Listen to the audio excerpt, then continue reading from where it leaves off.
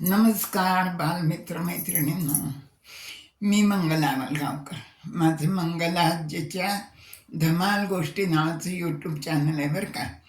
त्याच्यावर मी तुमच्यासाठी छान छान गोष्टी सांगते, काही श्लोक सांगते, काही प्रसंग सांगते, काही विनोदही सांगते आणि मोठ्या माणसांसाठी पण मी काही अनुभव, काही प्रसंग असं सांगत असते.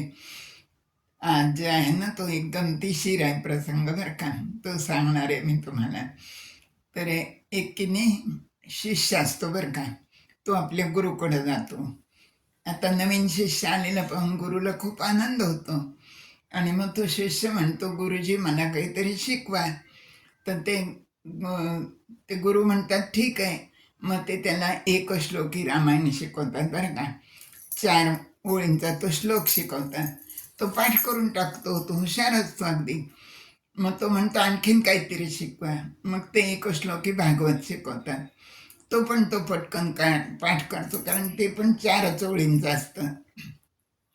मग तो पाठ करतो. गुरुला खूप आनंद होतो बरं का. मग तो शिष्य म्हणतो मला अजून काहीतरी शिकवा.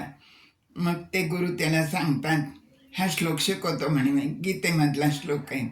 सर्वोपनिषदो गावो दोग्धा गोपाल नंदन पार्थो वत्सुधीर भोक्ता दुग्धम गीतामृतम महत. हा श्लोक गुरुजी त्याला शिकवतात. तो पाठही करतो बरं का आणि अर्थही गुरुजी सांगतात त्याला. मग 1 तासाने काय होतं, गुरुजी त्याला विचारतात, काय रे कळलं ना सगळं तुला? तर तो म्हणतो हो हो कळलं गुरुजी, पण एक एक अडचण आहे म्हणे. त्या श्लोकामधले 2 गधे कोण आहेत म्हणे. तर गुरुजी कपाळावर हात मारून घेतात आणि म्हणतात, एक हम और एक तुम. दोघधा जो शब्द आहे ना, दोघधा म्हणजे दोहन केलं. आणि त्यांनी काय त्याचा अर्थ घेतला, दोघधा म्हणजे 2 गधे.